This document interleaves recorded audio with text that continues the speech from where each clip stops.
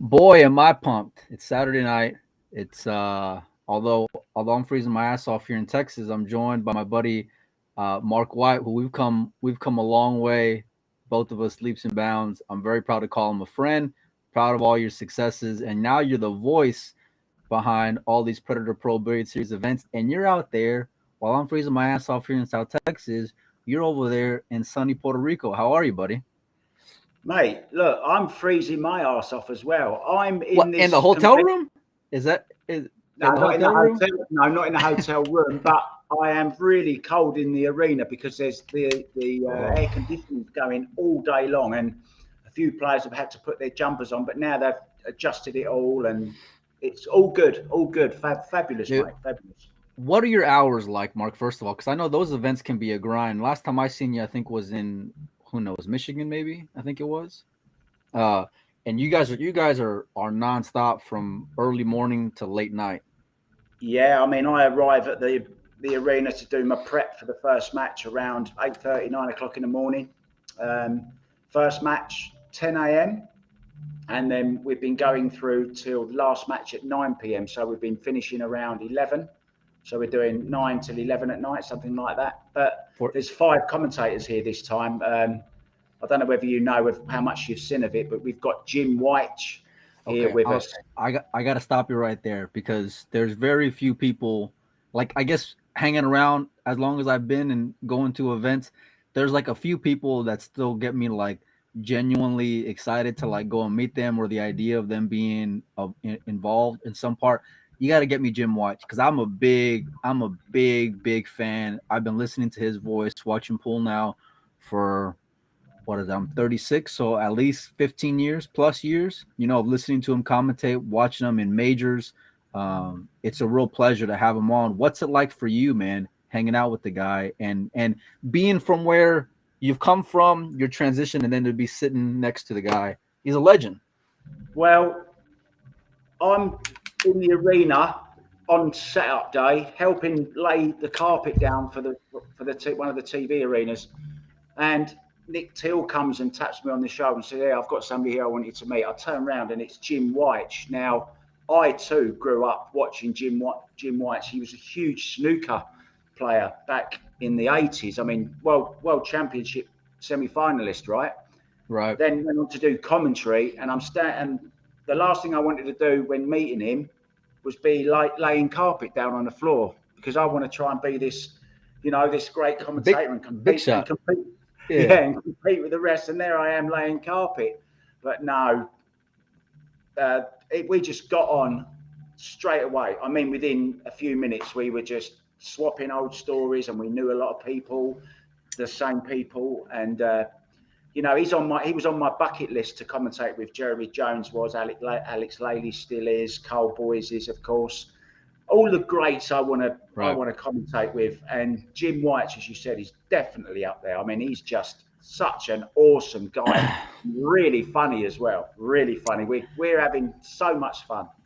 I was checking out one of your live videos, and I think this was like pre-event, and you're like panning around in this great, outdoor arena. Look like great atmosphere, and there's Jim Watch, and and that for me, I almost like yelled at the phone, and this is like I'm watching after your live, so like I'm watching the video, and I'm like, wait, go back, and then I realized I can just rewind a little bit. But that was the guy that whenever I seen him, I said, "Oh man, that is so amazing." But I didn't know then as I'm watching you go live, I didn't realize then. I don't know if he was just hanging out or what. And then I think it was like a day or two later, you guys start, your whole thing, and then of course I hear him in there, and it's been fantastic, man. A real Yeah, treat, you guys all together. and he's super easy to commentate with as well. The good thing is, Mike, I've worked with he's worked with Europeans all his life because of snooker. So he Right. gets my humour straight away. He gets my accent. I don't have to repeat anything. We're just on the same level, like comedy wise. He gets my humour. I get his. And I was always thinking, oh, maybe because he comes across as very straight Yeah. and sort of down the middle, but super funny guy. I mean, really funny. And we're sort of bouncing off really well with each other. It's just a great addition, and we're so lucky. And of course, we've got Marcus Shamat as well, who's flown over from Sweden. I mean, he's just crazy. Yeah, he's a little out there, but he's a great. He's got a lot of experience, as do all of you guys. It's a good dynamic and balance.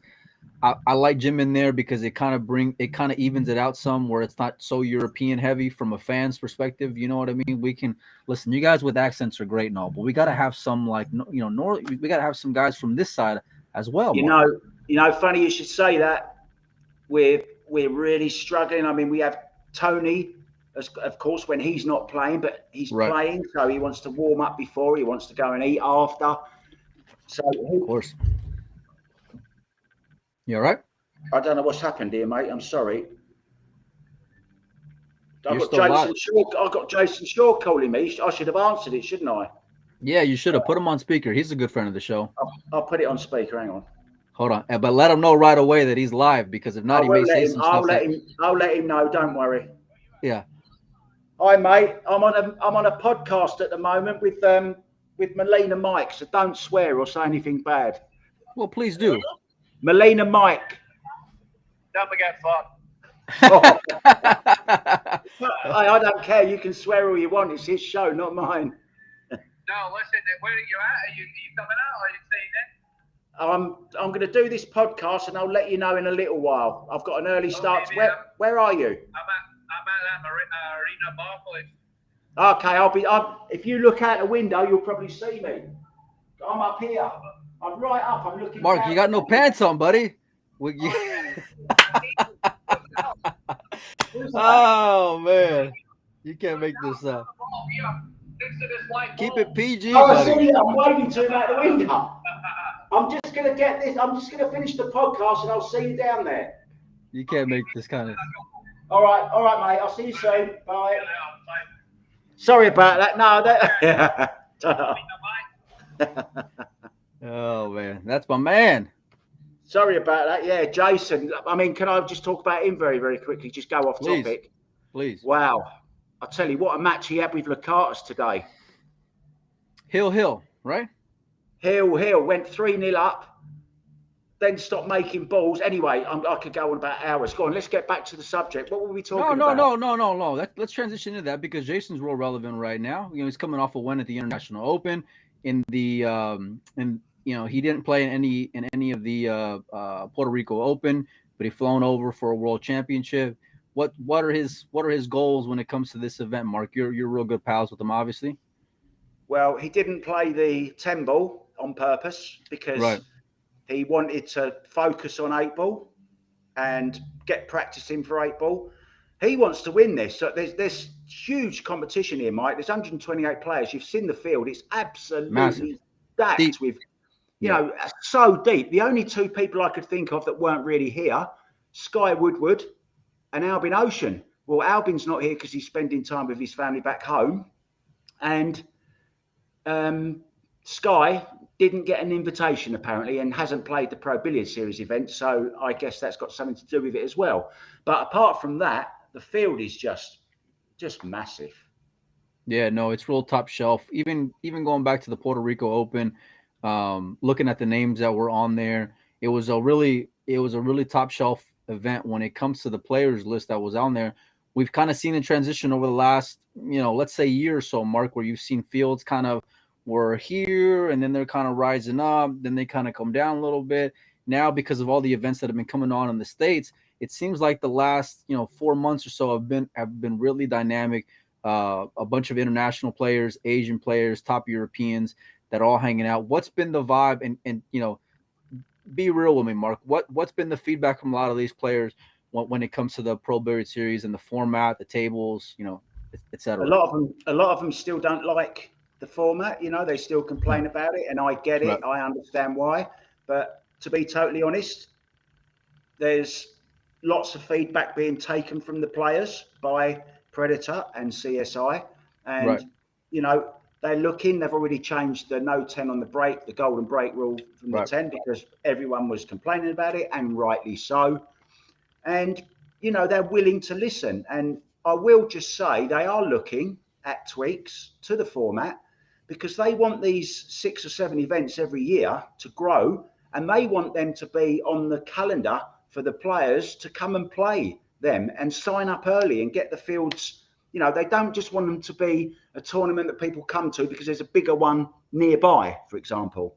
Right. So they are listening, and I think I can honestly say, because there's talk out there already about it, there's been different ideas bandied around about maybe making it best of 3 sets, but if the third, and maybe a race to 3 instead of 4, so 3 races to 3.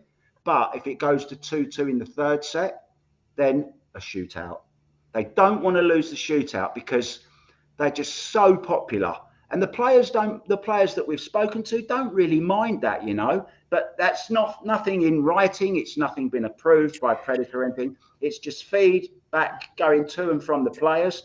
Predator are listening, and they're willing to listen and change where they feel it will be good for the tour, for the sponsors, for the players. Everyone's got to be a winner in this, you know, and I love that. The money's good in them, you know. It's 20,000 for the women, 25,000 for the men. You know, we're talking good money here, Mike. Good. No, It's good. without a doubt. I remember whenever we had I think it was Ozzy and Karim, and boy was I in like the hornet's nest there with those two guys, you know, and me by myself. But you know, I brought it up, and you know me, Mark. I'm not one to shy away from controversy or asking tough questions.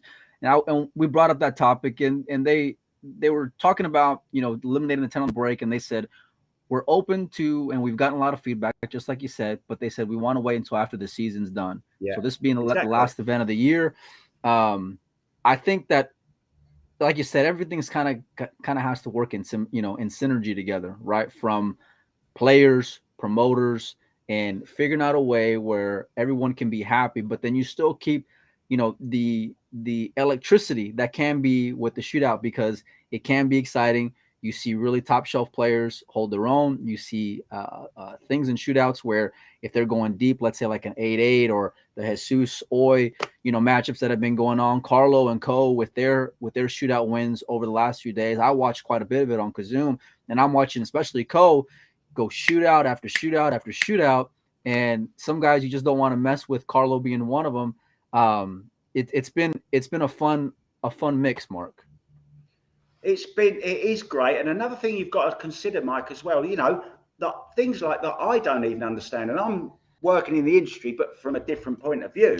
But what I don't understand is all the internal workings, you know, of time slots for TV channels, of what they want. It's important what they want. They don't want all races to 9 and, you know, races to 8 and all this. Well, it's been done, and it's shown it hasn't had success. Exactly. So, but we want to still keep it exciting and fresh.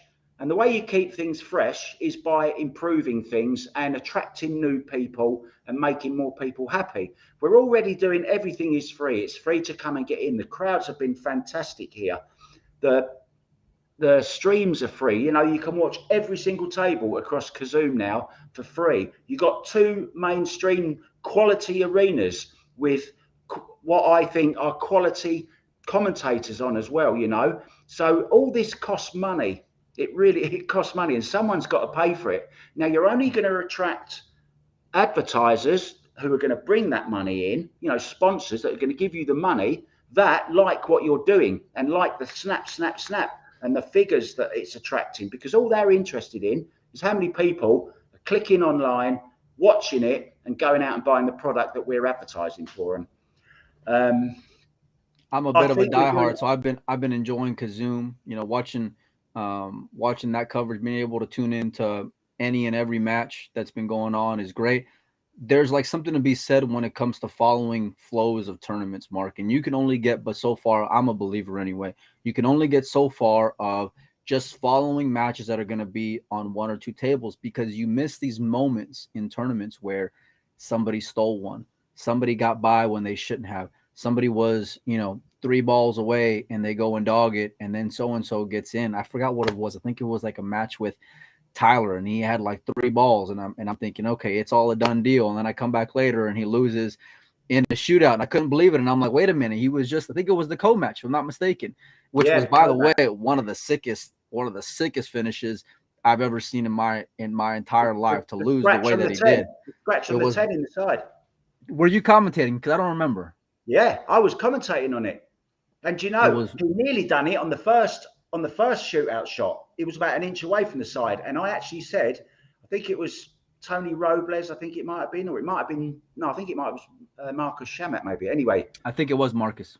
yeah, I think it was Marcus. And we talked about it then. Oh, you know, we've seen this shot play so many times. We'd already seen somebody else scratch at another tournament because of the way he's playing it, you know.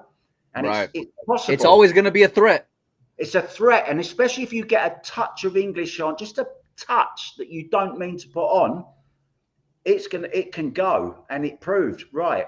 And just for 1 second, he'd won, and then Yeah. all of a sudden it's taken away from him because it's just I don't know how it dropped. Still, I don't know how it dropped. I think maybe It it Coach seemed it stamped on was the like floor or something.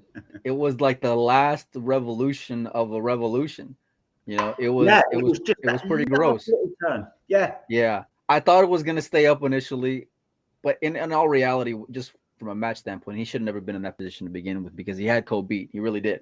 But that's, you're never gonna have that if you don't have a shootout. You're never gonna have Josh losing, the way that he did.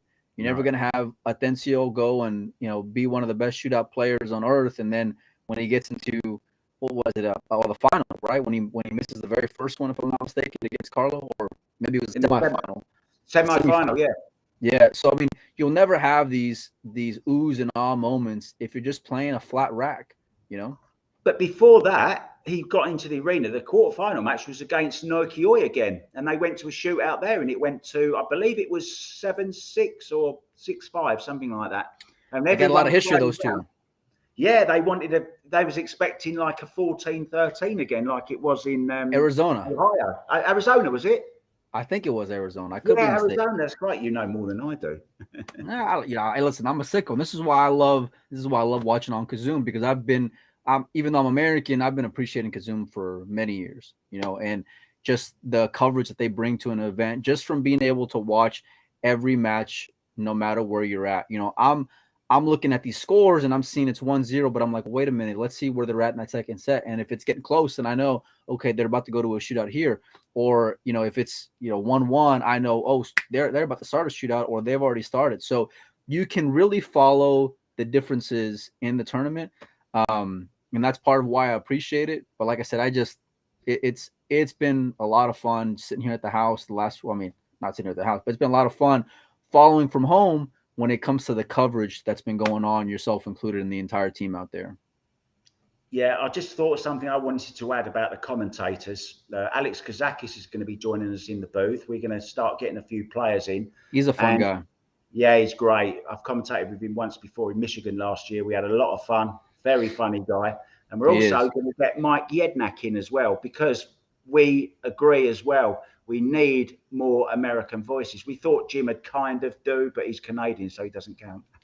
Well, at least he evens it out some from all you Europeans, and I love you guys, but there's got to be a balance, Yeah, I totally agree. The fact is, Mike, there's just not many available, Right? because No, I can see that. they're either playing, Yeah. or they're with Matchroom, or they're doing other stuff that they're busy with. It's we're doing our best. We're addressing every single thing we can. No, Nick yeah, Tall, and I'm not we got saying it from a negative standpoint at all. I think the chemistry and the depth, adding more guys on there that they have been considered, maybe going back to like last year, right? The push has been fantastic. The coverage has been better, to be perfectly frank. Not just from a commentating standpoint and from matches, but from the entire media team that's out there with Predator, because they do a really solid job, man. And it's not yeah. it doesn't go unappreciated. At least over here, it doesn't. I mean, Kazoom just turn up with. They've got so many cameras, so many. Can you imagine? They're streaming live 20 tables with laptops at every table for the scoring, and it's just a It's top shelf. monster. It's monster production, you know, and all these things cost money, you know, and that's another cost that a lot of people forget about. You know, guys don't just turn up from the other side of the world to set up cameras for 11 days and work 14, 15 hours a day for nothing. It all costs money. Just shipping the Listen, cameras and stuff over, you know, it's obscene the amount of money it costs. if I'm sitting here for an hour, with you and my back's hurting. So I can only imagine after, 14 or 15 hours, what that's like and the amount of work. We may have lost Mark. His internet kind of took a dive just as we're hoping to transition over to the event itself and the matches and the champions that have been crowned and that are going to be crowned. Let's see if Mark White, if his internet turns back up here in just a minute. I'll send Mark to the back here for just a moment. But let's hear from you guys, man.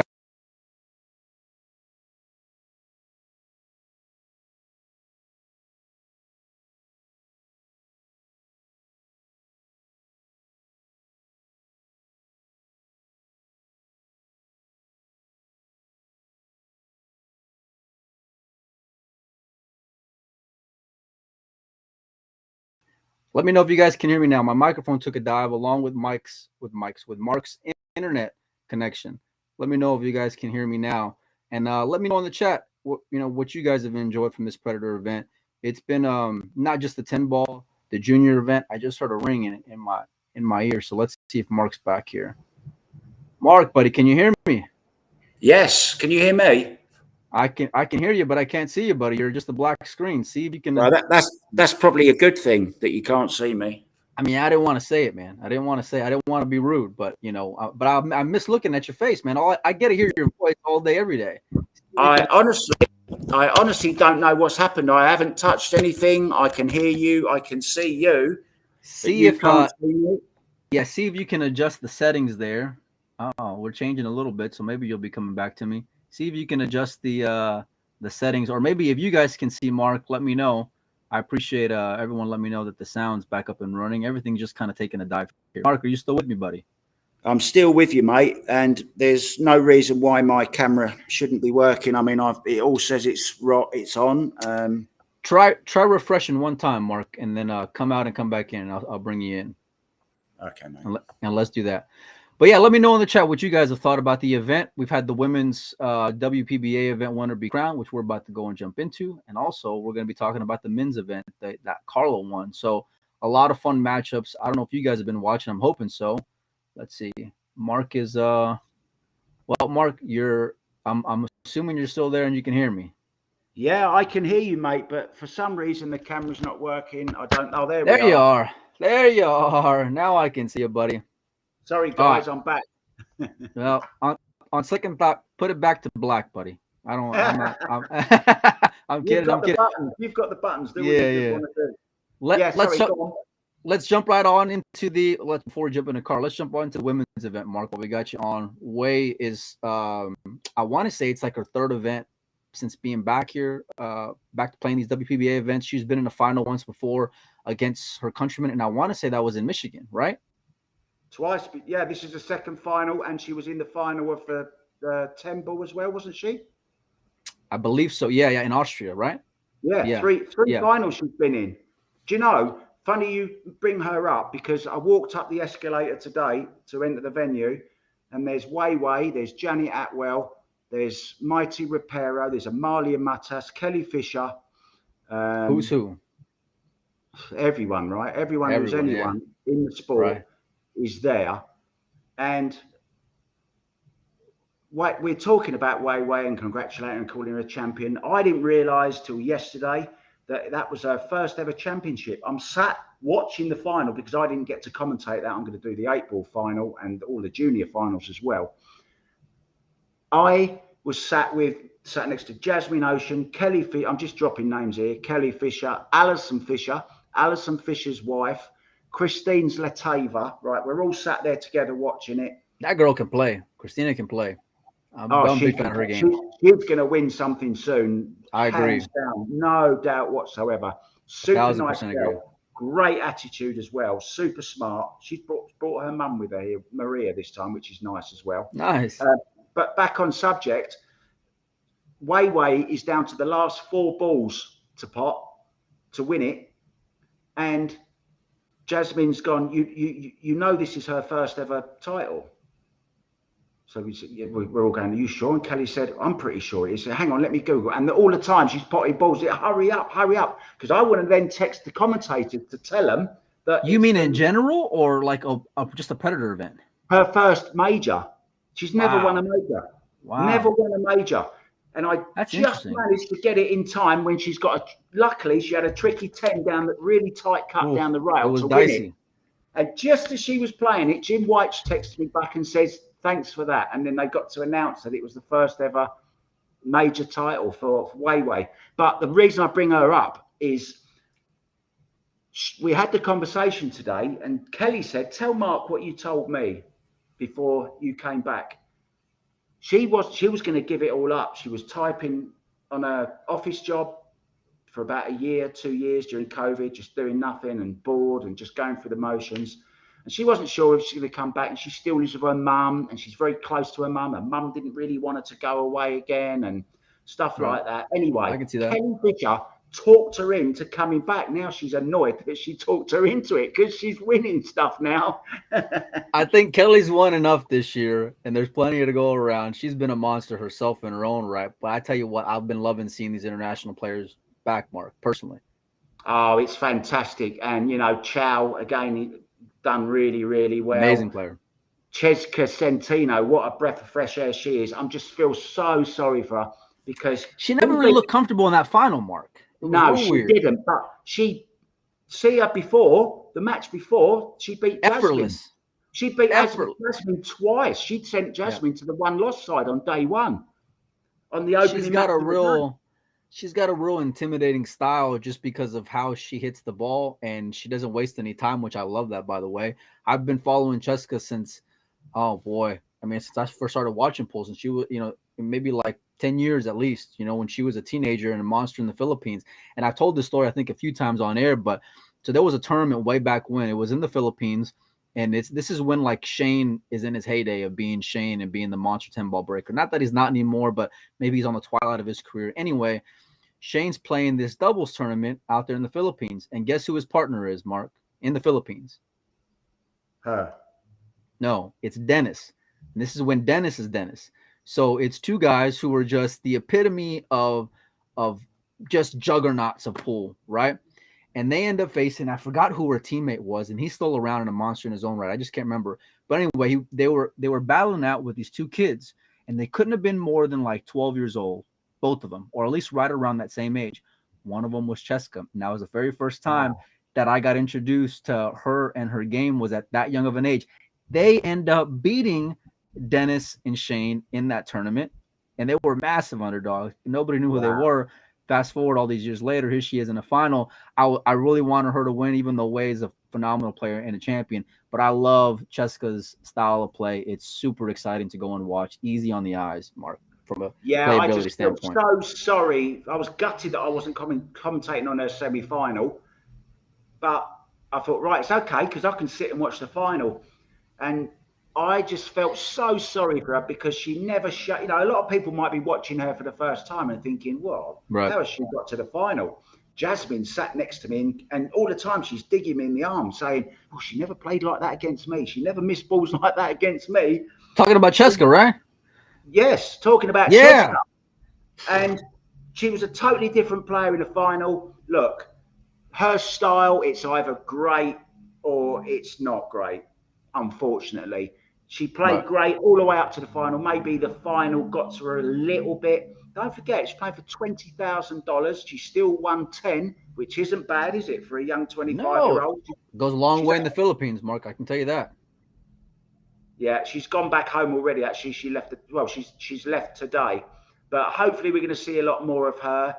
She's got super strong support from all the Filipinos that turn up to the event. There's lots of them here. There's Roberto, Carlo, Alex is here. Oh, by the way, did you hear that Alex had a little accident yesterday, rock climbing? I did. I seen on his Facebook post, he hurt his calf or something, but Alex is always jumping around doing something crazy. Yeah, he's done his leg and he was limping around the mainstream table first game against Damien Pong Panic, actually, from Jam Up. That's my man. That's your buddy, your partner as well. I guess it was no disrespect to Damien, but it's good for Alex that he had, Damien on deck his first match to kind of not have as much pressure, so to speak. And I mean that with all due respect, Damien, as I possibly can. Yeah, he needed something close to a walkover or a limp over, shall we say. There you go. Save that one for the booth, buddy. No, it was the women's event was super top shelf. This is my only thing, Mark. When I'm watching all these events, and it's been fantastic. You got men's, you got women's, you got a junior event, you got the World Day Ball that's starting. Do you feel, and I want to get your honest opinion, do you think it's too much all in packed into one, where like maybe one doesn't get the respect that it should or the attention that it should, especially as the tournament gets deeper? I mean, oh, what do you want? Are you going to get players just coming to all that way for one event when they can play in two or three? The women could have played in the men's as well. I think a couple of people did. I think Amber Chen played in the Open. They can play, but they can't play in the World 8 Ball. No, they can't play in the World 8 Ball. No. Yeah. Look, it's a tough one. We all want more pool. I can confirm that there's other plans for next year. The World 8 Ball is going to travel around the world. Can't say where it's going to be next year yet, but it's going to be somewhere. Karim had mentioned, I think, Japan whenever we had him on, that was. That's probably going to be it. They haven't announced it yet, but that's probably going to be it. That's where they're erring towards it. And they announced last night at the opening ceremony for the 8 Ball that the World Teams event that we had in Austria is now going to be in Puerto Rico next year. And that's a genius idea because, we're going to have we're going to double the size of the room next year. The leagues have been going on as well. The Caribbean leagues, Mike, have been going on, as you know. CSI got 250 players in their first ever league event here in Puerto Rico. And they're already looking at doubling that for next year, doubling the amount of tables for next year. We've got 20 Predator tables in there, the 9 foots, and we've got 24 Predator bar boxes in there as well. The room is the venue and the location to everything. Honestly, Mike, well, read Darren Appleton's post on it. I seen it. Yeah. And everyone's saying the same. Jim White, that we talked about earlier on, he's been around the world, done every event in every Manila and all around Bangkok, you name it, Japan, China. He's been there, done it all. He said he's never seen anything as nice as this setup. It looks great. I'm hoping to be there next year, buddy. I was real disappointed to not be able to go, but I tell you what, the coverage, like I mentioned earlier, has been phenomenal. All of you guys have done great. The social media stuff is just it's made us feel like we're there, and I love seeing there's pool going on from the moment I wake up to the moment I go to bed. It's just, it can be a little rough when, like, if I'm watching matches from a men's side and then it's like other ones get, commentators where it's like, man, I really wish I could hear you guys go and commentate maybe in these last 16, so it's just a matter of like given those stages or those certain aspects of stages in a tournament, maybe the respect that they deserve. But I tell you what, man, it hasn't taken away anything from me in the long run. Because overall it's been phenomenal, Mark. It really has. But it's not over yet. We've had a men's event that finished up as well. I want to get your thoughts on Carlo and what a monster event. He looked like he was just unstoppable, Mark. I'm absolutely raving about Carlo Biardo. I must admit I wasn't really a fan. I didn't see what people saw in him. I thought he was a little bit... I'm talking from a person who knows very little about pool, hasn't been around pool for very long. Right. I think I know what the lower Fargo rate people like. I'm trying to get the new viewers in. That's my job. I'm not there to call all the shots. But I'm going to tell you something.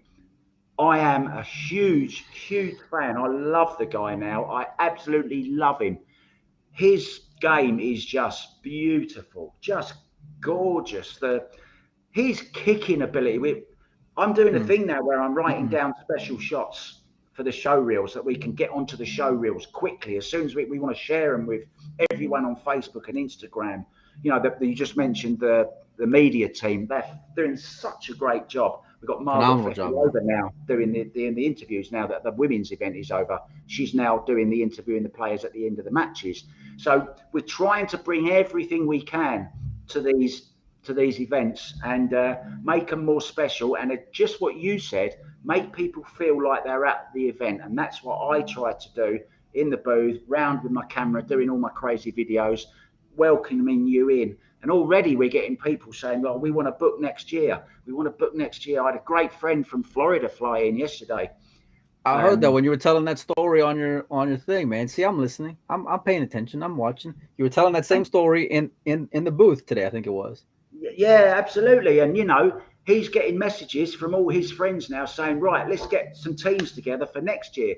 They've got 20 people now that want to come from Florida, start some CSI teams and get them coming there, you know. It's all growing, and that is my argument, that we're not just concentrating on 9-ball. We're doing 9-ball, 8-ball, 10-ball, World Teams Championships. You know, we've got lots more in the pipeline that's coming. I love being on the inside now because I get to be a part of, you know, putting my ideas in of what I think would, I mean, most of them, 99 out of 100 are rubbish, but I might come up with one good one day. You got a gem every now and then, buddy, and that's all that matters, my man. That's all that matters, right? It's all about that. Just keep throwing enough muck against the wall, and a little bit will stick eventually. I tell you this all the time. Every time we get to talking, it's not nearly enough, but I'm always proud of you. You do a hell of a job. It's cool. It's cool having seen your progress and when you were first taking a leap of faith coming over to the States until now. And I'm not going to hit anyone with any sap stories because it's been all positive and great so far. And it still is, man. I tell you, I'm excited for Vegas, but I regret not going to Puerto Rico because it looks like a hell of a trip, man. It looks like a lot of fun out there.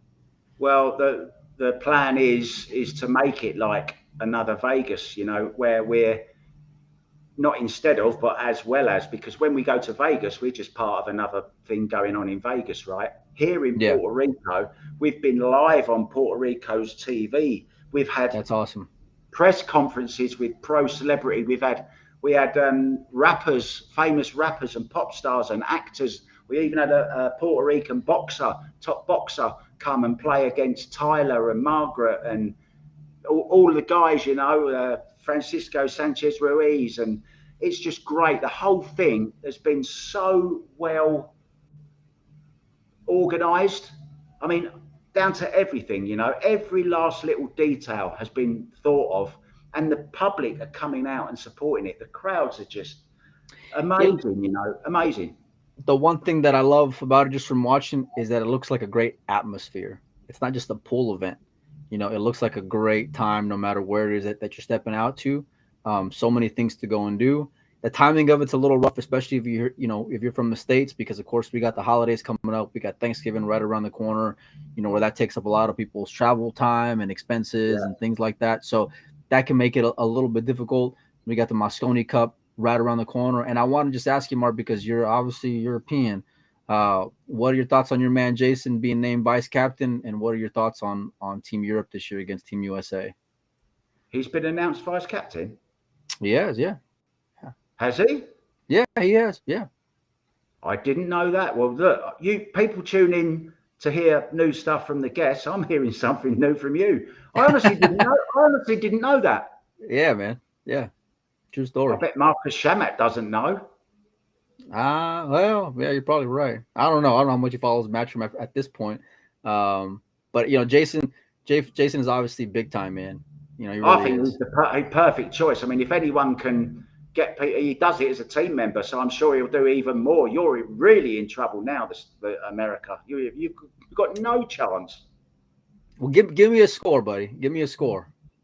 I've said this every single time we went round. I did a video last night on Facebook, a Facebook Live. No one knew what I was going to say. I said, right, Jim White, what's the score going to be? He said 11-8 to Europe. Marcus Shamat said 11-7, and I say 11-5. That's all pretty aggressive. I like that 7-8 because it still brings some heat, especially towards the tail end of that event. I've never been to a Mosconi Cup myself. Mark's been my first time going out there, and we're really looking forward to it. Yeah, it's going to be a lot of fun.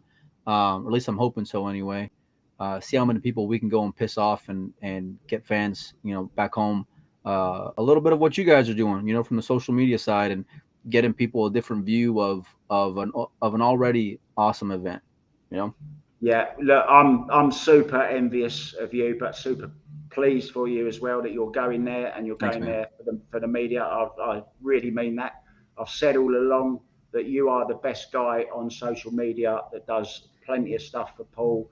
Thanks, You've man. got the stuff that you do, and I think that's got a really, really good place in Paul. Doing stuff like this, giving us a platform to come and talk about what we do, what we're good at. I think is super great as well. You welcome everyone on, and I'm super pleased for you. But I'm gutted and a little bit jealous that I can't be there and you're going to be there. But I was at Ali Pali last year when you couldn't make it, so it swings That's and true. roundabouts. We'll go to one together one year. I am 100% certain. And I just to got end no about doubt your about it. I hope it's really close. I'd love it to be 11-10, but providing that Europe win. And you know what? Saying that, it wouldn't really break my heart. I might be a little bit annoyed and maybe get a little bit more drunk if we lose, but I don't think we will. But I want No, it to be good for everyone. That's all I'm interested in. I'm hoping it's competitive. That's my main thing. Me I too. wager I make a bet on Team Europe every single year, and I've lost a lot of money whenever the years they lost, but I've won some money too in the years that they've gone and won. So even though I'm from here in the States, I bet with my wallet and not with my heart.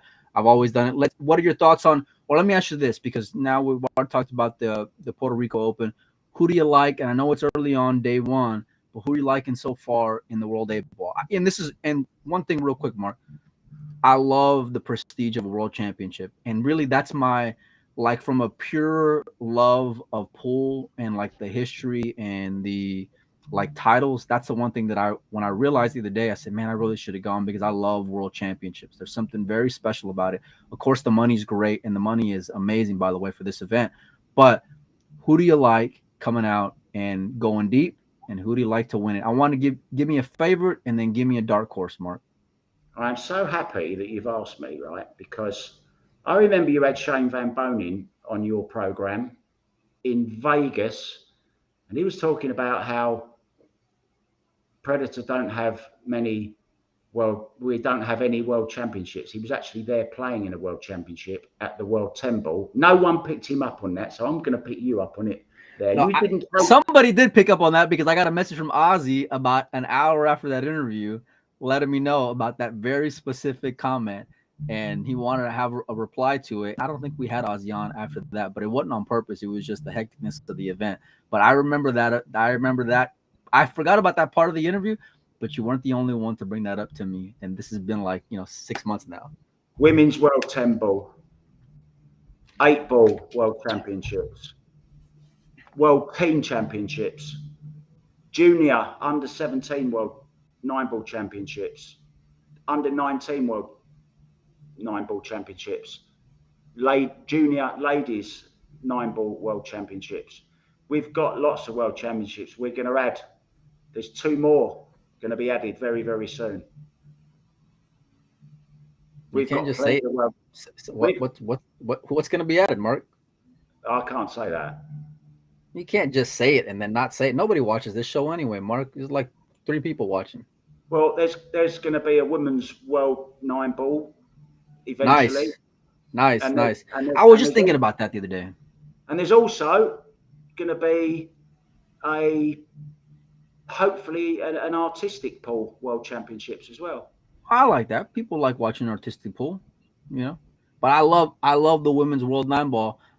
I stayed up many a nights watching world championships, majors, China opens, you name it, from across the sea, and staying up at 3, 4, 5 in the morning, watching some great finals, seeing Allison Kelly and Shasha and just a number of monster players. I love bringing back the women's world 9 ball. I think the 10 ball break in general, when it comes, and I'm not saying just for women, but that 10 ball break is very difficult, especially with the triangle rack. I love seeing how fluid and easier, not easier, but like it's better on the eyes for me watching women play 9 ball, because it's something very special. And I'm super excited to go and hear that there's a possibility of that happening, Mark. Super pumped. Yeah. But you can't skate on picking a winner for the 8 ball though, Mark. I No, got no, to no, get your no. pick. I've got my thoughts on it, and I've got my dark horse as well. All right, let's hear it, buddy. I know Chang had a little bit of a struggle at times today against our own Tim de Ruyter, our commentating buddy, but he's super good. All the time watching him, I was thinking, wow, I know why you're the world 8-ball, right? Still the world, because there hasn't been one since he won it. Right. But I can see how he won it because super smart. I'm sat next to Marcus Shamat, who's an 8-ball specialist, and he's saying to me all the time, this guy is fantastic. This guy is really, really good at 8-ball. There's others. There's Shane Van Bonen. We all know how important the break is in rotation, right? In 9-ball, 10-ball, it's everything, right? In 8-ball, it really is everything. If you don't make a ball, if you leave it open, they're going to be out. I think we've had a 5-pack today already from Co. First match of the morning. There was a 5-pack. I've been asking the guys, is there going to be any 8-packs? One of them says yes. 2 of them say they doubt it, but I think there is going to be. There's a big chance Van Bonen's capable of doing it. He's got the break. I'll tell you what, Tyler Steyer, normally the bad part is the break. He broke fabulous today. I think he only had 2 dry breaks out of 8. But that's pretty strong. Yeah. He can get a little nervy though at times. I saw him in a little bit in that match with Joey. And he got nervous. There's no other word. He dogged it a couple of times. Right. If he can sort out, he's good. He's good at 8-ball. Good 8-ball player. Americans are, they grew up on the bar box playing 8-ball. It's like I mean, I know you English got English 8-ball background. I saw Darren win against, I think it was Al Youssef, right, this morning, if I'm not mistaken. Yeah. Which I would love to see. I would love to see Darren, make a deep run in this event because the ups and downs of this year that he's had. I think that'd be a great storyline. I tell you what, though, Mark, there's a lot of guys who can go and do a lot of. Everyone can run out. It's all a matter of who can put the break together, like you said, who can hold it together as it starts to ratchet up. I love even if the pressure gets a little tough, it's great though because you got a lot of options if you get out of line, at least at the beginning part of playing 8-ball. Yeah, it is a great game, and I think you hit the nail on the head a little bit there because about the playing on bar boxes. I'll give you an example. Tyler Steyer, the big problem he had today was controlling his cue ball, as did Joey Tate. Now, they're very similar. I believe Tyler's been coaching Joey a little bit as well. And they've got this big backswing and then the big follow through. And there's a lot of touchy shots in 8-ball where they're playing nice little positional shots. And there's a lot of deceleration by Joey and Tyler on the smaller shots, and that's what caused a couple of the misses today. Me and Marcus are next to each other in the booth going, and he's going, because they need to shorten that stroke down for the little touch shots. Otherwise, they're just decelerating through, But anyway, it can be tough when you have the slide in the polished balls. It's tough. It's really tough. And then if you got rails that are coming off and you're a little insecure of where you're going to end up, all these things are just wrestling around in your mind as you're going through it, right? Bar box pool is a little more jabby. You're not doing a whole lot with the cue ball unless you have to. It's a lot more just punch, get here, get there, simple. Whereas on there, but this is why I love watching it though, Mark. I've been enjoying it from the beginning this morning, is seeing these guys go on attack, addressing problems early. I saw that match with Alon and Shane where Alon had a chance early on to take the lead in that match, and little funky things going to happen playing 8-ball, Mark. They just do. Yeah, but I love the way it's totally different to English 8-ball and stuff like that because there's hardly any safety. I've only seen safety in 2 matches today, just little bouts. That's been it. It's been fabulous entertainment. I've thoroughly enjoyed. I think it's like the party pool out of all the games. I think it's great, and it's not all about you're not following numbers, and there are alternatives, and it's really interesting. It's like a game of chess, It's really is fabulous. Oh, it's great. Tell you who is playing great. Aloysius Yap. Watched him practice last night. He won today 8-1 against the owner of Town. actually. Jonas. Yeah, one of the town owners. Yeah, Jonas Yeah. Aloysius Shat beat him. Don't forget, we got a couple of world champions, of course. Ralph Suke. He went really deep in the Open. Beat Federer. I watched that match because I watched it from the first set, second set. It was like 2-0 Federer. Federer gave that away. I mean, he had it. There's no reason. And I saw a lot of comments in the chat on Kazoo after the fact, right? Well, this is why I hate that format because, Ralph can't hold a candle to Federer. But this is why I love the format, Mark, is because special things can go and happen. And even I think it was 4-0 the first set and then 3-0 the second set. Yeah. You're never out of it, Mark. Ever out of it. Ever. It's one of the few games you're not. You saw Carlo. I forgot when it was. I think Carlo was down, if I'm not mistaken, to Jesus 3-0 in the second set. I think Jesus scratches, so then it's 3-1, and then he hits him with 2. So now it's 3-3. Carlo already won the first set. Now it's 3-3 the second set. He breaks and he's wide open. Carlo just dogged it, and he should have never been in the position he was to be in a shootout with Jesus. Ever. Never. But that's part of what makes this format so great is because Jesus was sitting so pretty, right? In that second set, he knows he's taking it to a shootout. And I think he's kind of close to even money on a shootout because of all the experience that he's had. Same thing would happen with Ralph, Mark. It's like, even though you think you're buried, you always got to swing if you just need a little window, the smallest of windows. Yeah, I totally agree with all you just said. I mean, just to make a point though, Fedor is saying, people were saying about Fedor, Ralph can't hold a candle to Fedor in another event. Let's not forget, Fedor has won 3 of those events. He's won 2 Arizona Opens and he also won the Michigan Open. So this guy knows how to win in that format as well. That is a super victory for Ralph Suke. I mean, phenomenal victory. And I tell you what, no disrespect to Maciel, but that match with Federer was really big because if he beats Ralph as he should and as he looked like he would, then you really like him against Maciel, on paper being a massive favorite, probably along the same lines as what he would be against Ralph. He's that kind of intimidation paired with just elite firepower and execution, Mark. Yeah, absolutely, 100%. I haven't seen Federer's 8-ball game, so I don't know. No idea. I don't think Federer's seen Federer's 8-ball game.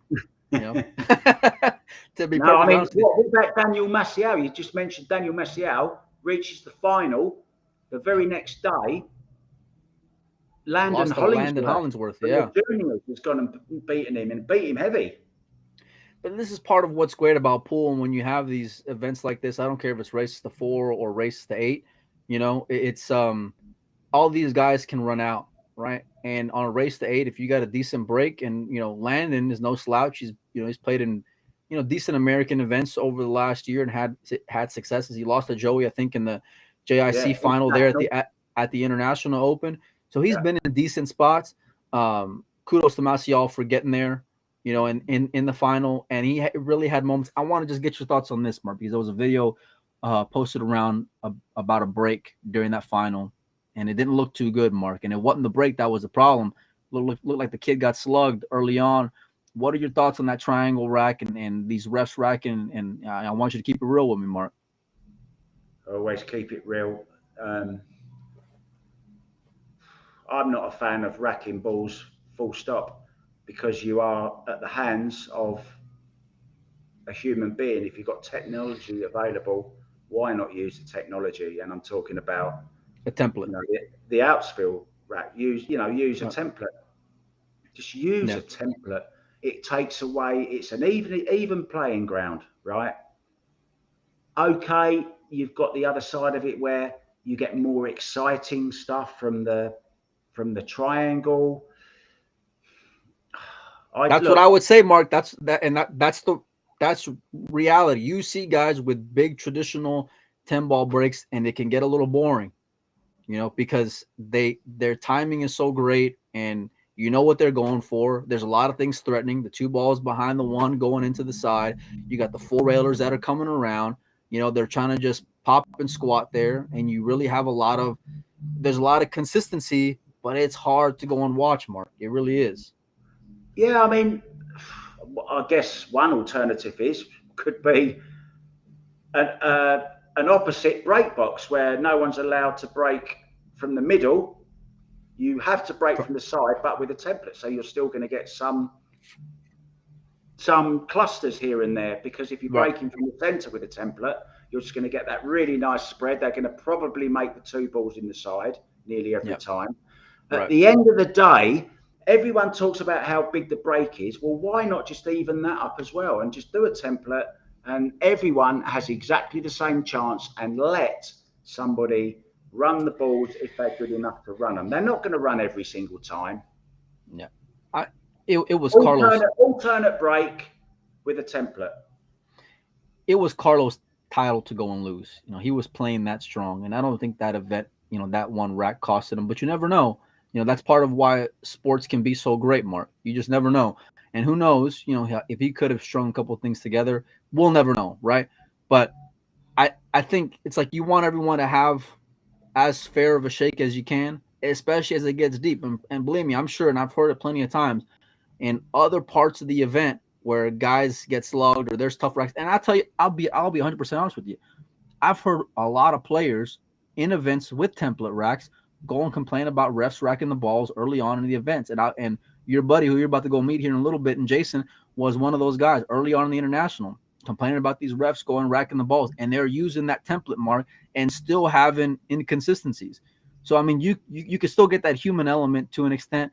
I like the idea of maybe breaking from the side. I don't know. There's got to be some middle ground. I don't know what it is, Mark, but it can be tough, especially seeing that in the final, Yeah, no one wants to see somebody lose. Even, it might, I don't know if I knew what the answer was, I'd be a very, very rich man, right? I don't know what the answer is. All we can do is alleviate as many of them as possible. I mean, today, Chang, he was on a roll, and unfortunately, he got the worst skid I've seen in a long time. Why does that happen? Is someone using chalk that the other one's not, that's not so conducive with alleviating kicks? Is it a little fly on the ball? Was it a little bit of chalk on the club? We don't know what causes them all the time. What did the ball just grab? All you can do is try and take every single thing out of the equation that you can to make it a fair battle between two guys. They're all open to use whatever equipment they want, the best equipment, the cue. We've got the top quality balls. We're playing on top quality cloth. We're playing on top quality tables. The tables are running great. There's no issues anymore. Predator have listened to players. They've had them help with the development of the tables and bringing out, I think this is the third generation cloth, I believe, that they've just brought out. So they're listening to players. They are.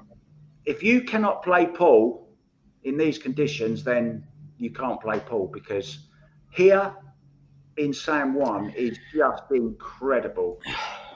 It's tough in a race to like a traditional race, Mark, when you're talking about like maybe like a 7 or a 9 or whatever, right?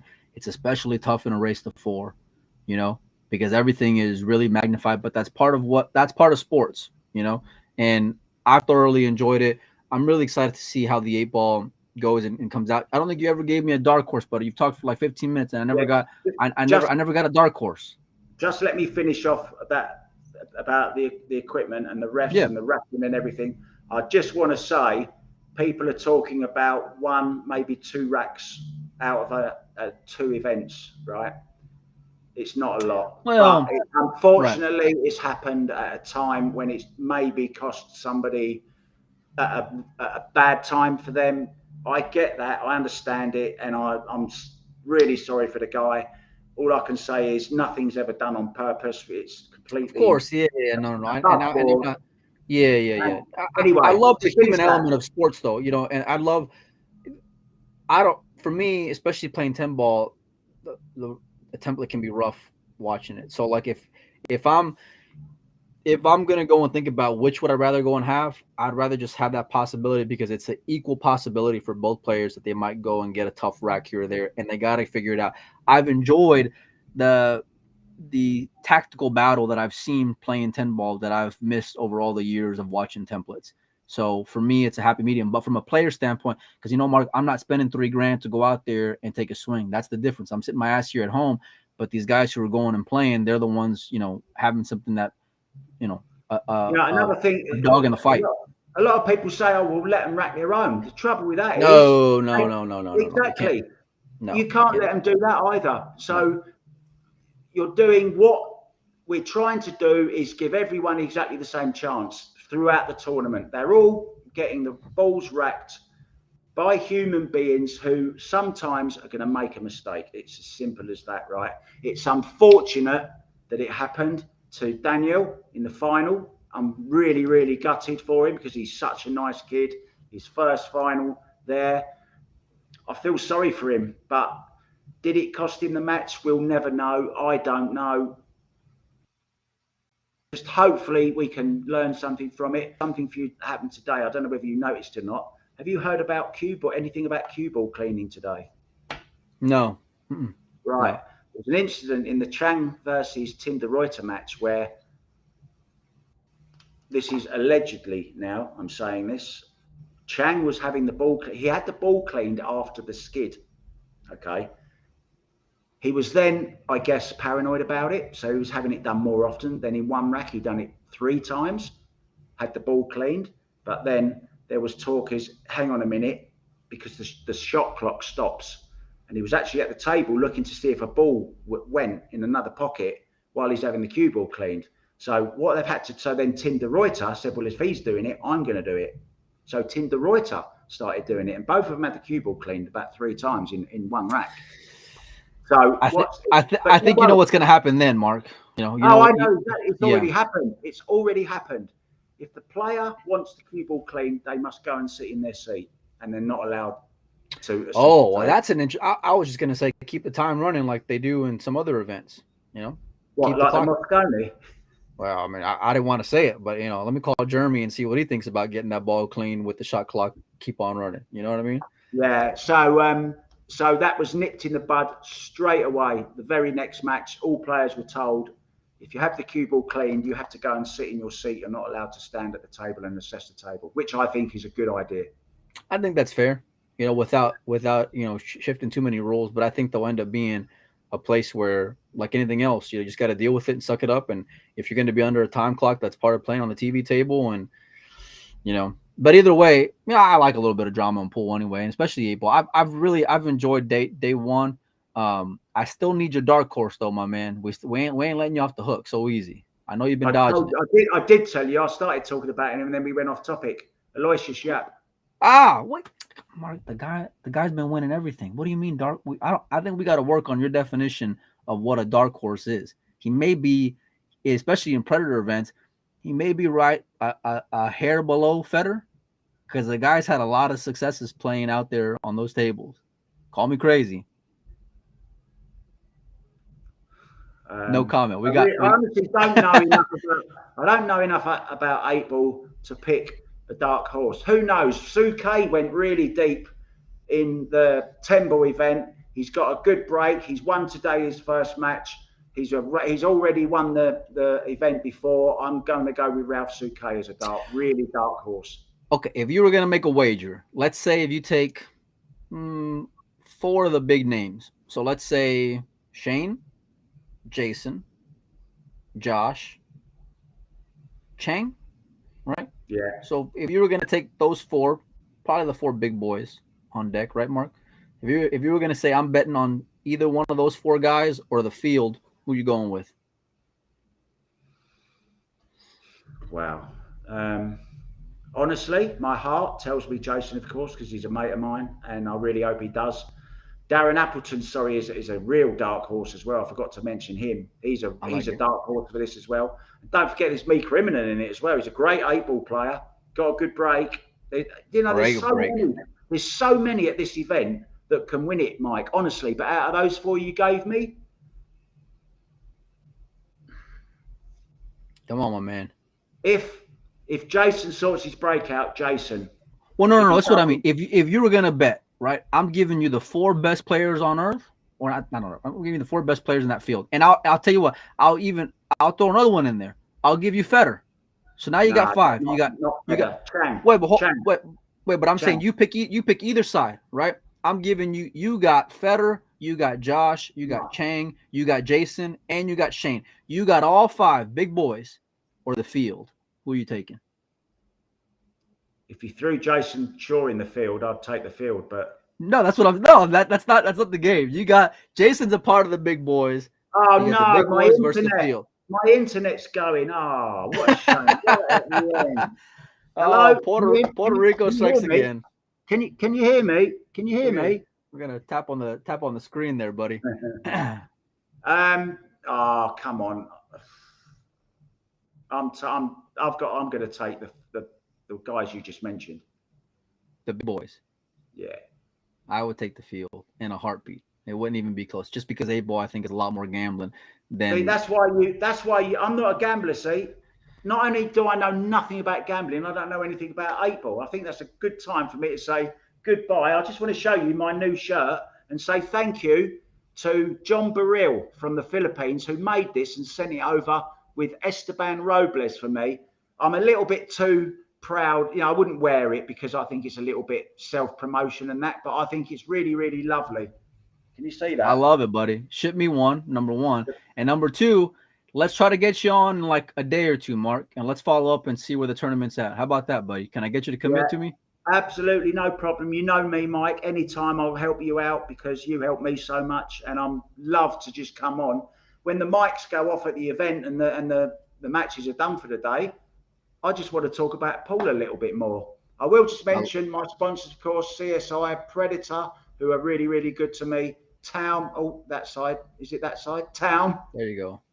And Jam Up. Even though Damien can't play pool, you may be. On that note, we're going to end the stream before Mark loses one of his sponsors. You guys have a good night. Thanks for tuning in with us. And Mark, we'll get you back on soon, my man.